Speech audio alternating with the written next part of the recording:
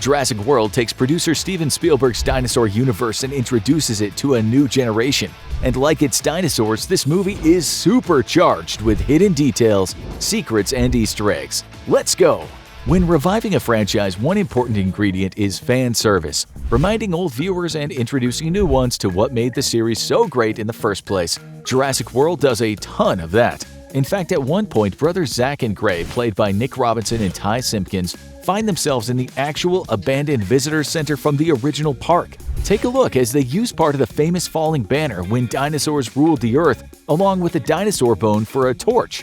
We also see the same raptor mural from the original movie. And on top of that, Gray also finds the night vision goggles Joseph Mazzello's Tim played with in the original movie just before our beloved T-Rex made her presence known. Zach and Gray also get one of the old Jurassic Park Jeeps up and running. Take a look at the tag hanging from the rearview mirror, 029. That means this is the same Jeep that drove Sir Richard Attenborough's Hammond and Martin Ferrero's Gennaro to the first viewing of the Brachiosaurus in Jurassic Park. Arguably the best part of the original movie, aside from the dinosaurs, is the performance of Jeff Goldblum as the chaos theorist Ian Malcolm. Was it too much to ask for an appearance from the celebrated character? Not really, you just have to keep your eyes peeled.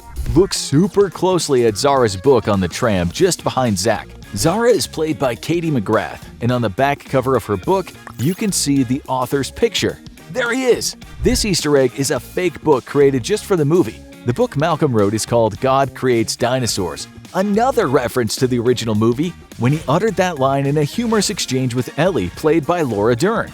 If you missed it on the tram, don't worry, you get one more chance to find the book in the control room on Lowry's desk. Lowry is played by Jake Johnson, which you might remember from the Fox sitcom New Girl, or maybe you recognize his voice as Peter B. Parker from Spider-Man Into the Spider-Verse. Take a look at his glasses. Yep, you're looking at another bit of fan service. Lowry wears the same style glasses as an infamous character from the original film, computer programmer Dennis Nedry, played by Wayne Knight. Nedry's actions in the first movie helped create the chaos that ensued. Speaking of chaos, remember how Malcolm flirtatiously tried to explain to Ellie how chaos theory worked by dripping water on her hand? Here's the theory at work in Jurassic World. Sadly, much less flirtatious. As flirtation goes, this time around our heroes Claire Dearing, played by Bryce Dallas Howard, and Owen Grady, played by Chris Pratt, have their work cut out for them. He's a dino trainer and she's a corporate manager. He's rugged and musky, she's sleek and all white. Seriously, look at her outfit, she's dressed in all light tones. This is no accident, by the way. Her wardrobe is another bit of fan service, as it's supposed to call to mind Attenborough's John Hammond, who wore the same sort of light colors in Jurassic Park, save for the video presentation. More on that in a minute. But before we move on, Bryce Dallas Howard pays tribute to Ellie just as well in this movie. Watch when Claire takes a note from Owen when they're out in the park in search of her nephews. She rolls up her sleeves and ties her shirt at the bottom, just like Ellie wore her shirt in Jurassic Park. Where wardrobe is concerned, perhaps the most talked about aspect of Claire's clothes are her heels. Did you know that Bryce Dallas Howard had to train specifically to run and move fast in her high heels? She would later be rewarded in Jurassic World: Fallen Kingdom.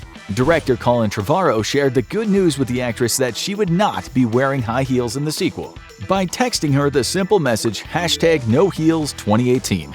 Still, audiences were critical of watching Claire outrun a T-Rex in high-heeled shoes. Would it surprise you to know that outrunning wasn't the game to begin with? That's because the T-Rex wasn't trained to catch the flare. We partially see in the beginning that the T-Rex is trained to follow the flare to food. So Claire is simply using the dino's training to her advantage. Yes, the T-Rex is back and as awesome as ever, but in Jurassic World, all the dinosaurs are enhanced genetic hybrids in order to up the wow factor for guests.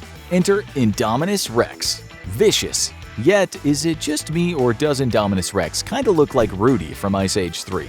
Anyway, even with the advent of a new killer dinosaur, it seems the animators made sure to pay homage to the OG Rexy. Take a look at Indominus Rex's movements inside the old visitor center and check out the animation of the T-Rex reveal from the original movie. That's a nice little bit of fan service right there. This is the same T-Rex from Jurassic Park. You can tell because she still has her scars from when she battled the velociraptors at the end of the first movie. She also has a little bit of an axe to grind, which is why she busts through the skeleton of a Spinosaurus. Fans of the series will recall that she lost a battle with the Spinosaurus in Jurassic Park 3. Even director Colin Trevorrow admitted, "We wanted to give the T-Rex its well-deserved revenge." Of course, another iconic dinosaur in the series is the Velociraptor, and they're back like never before. Owen has bonded with the park's captive raptors and gained their trust, but Indominus Rex is part raptor, which proves super problematic. Soon the raptors turn on the humans, which leads to our next bit of fan service. This one's for you gamers out there, and I hope you're all ears. Jurassic World's music is composed by Michael Giacchino, who's composed some of the most memorable scores in the past few decades: The Incredibles, Up, Super 8, The Batman, and Lightyear, to name just a few. With Jurassic World, he's filling the shoes of the series' original composer, the legendary John Williams. Would it surprise you to know that this wouldn't be the first time he's done this in the series? John Williams also composed the music for The Lost World, the second installment of the Jurassic Park series. Of course, what's a blockbuster movie without a video game tie-in?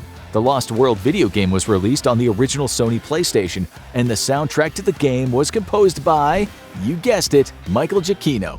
In fact, it was one of the first gigs he had that helped break him into the industry, thanks to Steven Spielberg, who gave him the approval. Want more music to your ears? This bit of fan service is truly sneaky. How about that automated PA announcement just before the big climax? Who's hungry? Try the world-famous Chilean sea bass, it suggests. What makes it world-famous? Maybe because it debuted in the original blockbuster hit Jurassic Park during the lunch scene when Hammond learned that his invited experts had great concerns about the ramifications of bringing dinosaurs to the 20th century.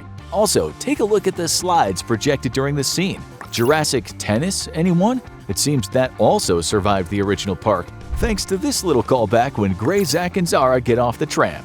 Oh, I almost forgot. I was going to show you another fun character making their return in Jurassic World. Inside the Samsung Innovation Center, Gray and Zach meet up with their Aunt Claire for the first time in 7 years. Like I said, Claire, who wears white like Hammond did in the original except for when he's in the video presentation, that was the in. Well, who's more memorable in that original presentation than Mr. DNA and his explanation of how the scientists brought back the dinosaurs? There is still one more infamous character reprising their role from the original film, and that's Dr. Henry Wu, played by B.D. Wong.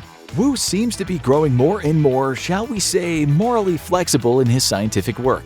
Listen to him get into it with Mr. Simon Masrani, CEO and founder of Jurassic World, played by Irfan Khan. This little bit of fan service goes way back for you folks who have been fans since the debut of Jurassic Park in its original novel form, written by Michael Crichton in 1990. At one point during their argument, Wu reminds Masrani, "Nothing we have here is natural." Did you know that this little piece of dialogue was lifted from the original novel? In the book version, Wu is actually saying it to John Hammond. It seems only fitting as Masrani is technically the new Hammond here. That's not to say that Hammond doesn't have a place of honor in the film or the park. Take a look at the bronze statue erected in his honor, complete with his iconic amber-handled cane. In fact, did you know that Masrani follows in his footsteps where that's concerned? Eagle-eyed fans will notice that Masrani wears an amber ring. Die-hard eagle-eyed fans will have gone online to find the marketing media for Masrani Global to get a better look at the ring, and then realize that in the marketing video, he wears the ring on his right hand and in the movie on his left. These were just a bunch of our favorite fan service facts and Easter eggs, but there are even more Jurassic World secrets to uncover than can be held captive. We'll be back for more again soon, but until then, I hope you liked this video and found some super cool things you hadn't seen before in Jurassic World. Make sure to subscribe to Movie Logic for more daily movie facts, secrets, and Easter eggs.